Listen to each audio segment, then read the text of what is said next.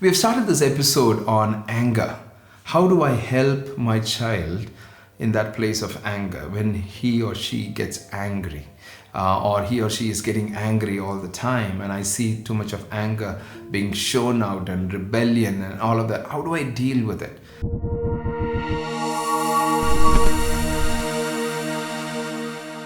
I told you two principles. One is, connect with your children. Very important. You need to connect. Relationship has to be built before you help them deal with that anger, or before you, begin to teach them any principles. It's very important. First is that place of connection. The second is, not all anger is bad. No.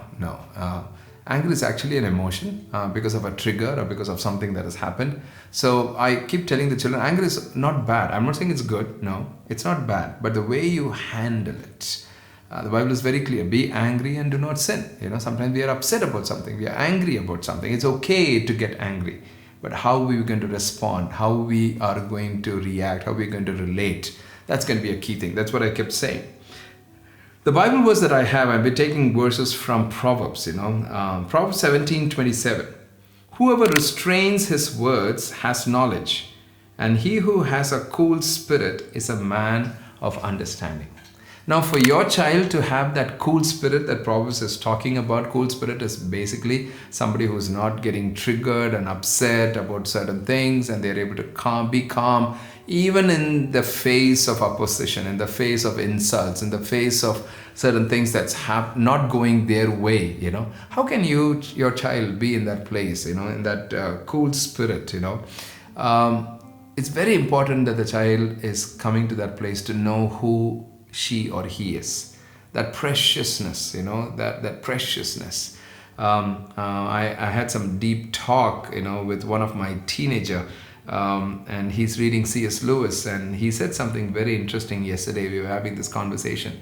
There's one thing that C.S. Lewis writes is Screwtape Letters, where a senior devil is telling the junior devil on how to attack, the human beings, and he calls the devil's call God as the enemy, And there was one statement, that really captured my heart when my son was sharing about that.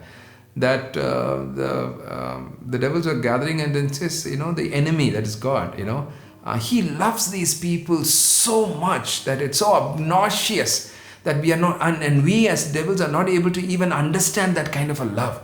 Why would he go behind these punitive, creatures, that's a term that C.S. Lewis used. Bipedal creatures, So I was asking my son, what's a bipedal creatures? And I said, no, two legs. And that's what C.S. Lewis says, bipedal creatures, Why would he love them so much? I was having this deep conversation. I said, so true, so true. His name is Jeddy. So I said, so true, Jeddy, that for us to not even understand, why would God love us so much in spite of who we are, how he loves us so much. And how the C.S. Lewis puts it, the devils were so upset and about that kind of a love, but they were also acknowledging the fact that they are not able to understand that kind of a love. Because it's not in their vocabulary. They're not able to even have a mindset to understand that kind of a love. Why we would go behind. See, when we have some of these deep conversations, I think it's very important for our children to anchor themselves in the preciousness and the love of God. The preciousness of who they are and the love that they have in the Lord, to anchor themselves. And that's where the cool spirit comes from. I'll give you a practical example. Teach them the concept of, the scale of temperature. Even in our camps, we do something called Camp Precious for some of the kids coming from abused backgrounds.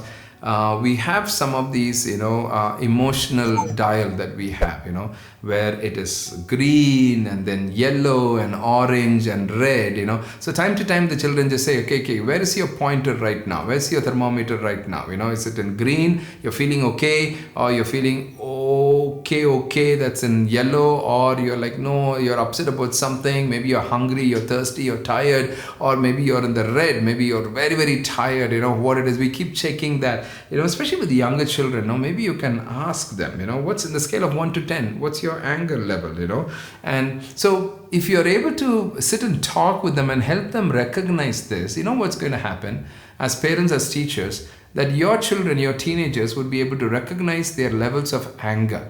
They will not see all anger at one level and just say, oh, I'm so upset about something. And sometimes they're not upset about that person. Maybe they're upset about something that has happened, they did not go their way. So that scale is not 1 to 10, that may be just 2, maybe just 3. It's not 9, but they're talking as if it's 9, So helping them to even realize that. So this is what I wrote. Have them rate their anger on a scale of 1 to 10 to help them recognize and address it early.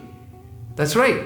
Even when it's about 2, 3, you can help them recognize it. One, helping them to identify what's the correct scale of it in the anger. And the second one is helping them to recognize it much early. And just say, hey, I'm kind of getting uncomfortable with this, so I know where it is going. I know how I might behave. I know how I might begin to react and respond. And I think I need to deal with it. As parents, teachers, caretakers, grandparents, I think it's important that we form a relationship with our children as we work with them, especially in this place of anger. It's a complicated thing, Sometimes the children might even say, you don't even understand what I'm angry about. That's a common statement they would say. But that's where you need to be empathetic, to see it from their shoes, from their point of view, to understand what angers them, what upsets them, or what has made them angry, or what has upsetted them. What it is, you have to be in that place. That's the whole place of journey. I would always say dealing with anger with our children is not a one-time fix. It's a journey. It's not reaching a destination. No. It's not even, snubbing them off and saying, oh, that's, don't get upset about so many. We used to get angry about so many things that has, and we never got angry. And that was you. Today's generation is different. And we may have to sit with them and help them process through it. Parents, teachers, grandparents, caretakers, you're amazing. And that's why you're here. May the Lord give you grace. May the Lord help you to be sensitive to these kids. Thank you.